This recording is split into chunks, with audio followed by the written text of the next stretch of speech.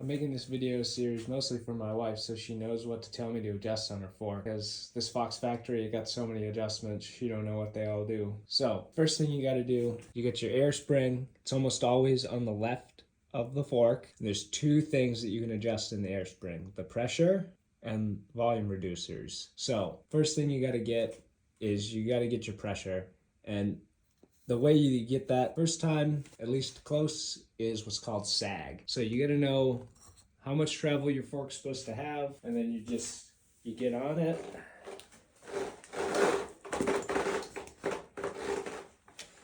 Get in your attack position, give me a couple bounces, reset,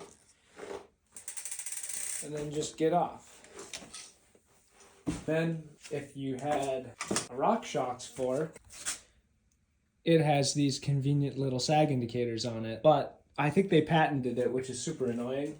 So anyone else, you gotta measure from here to the bottom of the O-ring, convert that to millimeters, and divide by the travel of your fork, and it'll give you your sag percent. Generally, you want to be at about 30% to start on a fork. That gets you in the ballpark. Then you got some choices, and a lot of it's how you want to ride. If you're riding along and you feel like you're using all your travel up on stuff that you shouldn't be, you can either increase your pressure, which is going to make the spring stiffer for the whole travel, and then if you only want to make it stiffer more at the top of the travel, you can add a volume reducer. Same thing the other way. If you're not using all your travel when you're doing stuff, you can take a volume reducer out, which will make it softer mostly at the top of the travel, or you can just lower the pressure. And that's the simple version. Once you get your pressure all figured out, you can generally use some chart that's on your fork or comes with it to baseline the rest of your settings. Just put them the way that the factory recommends, and that'll get you a good start. But what do you do when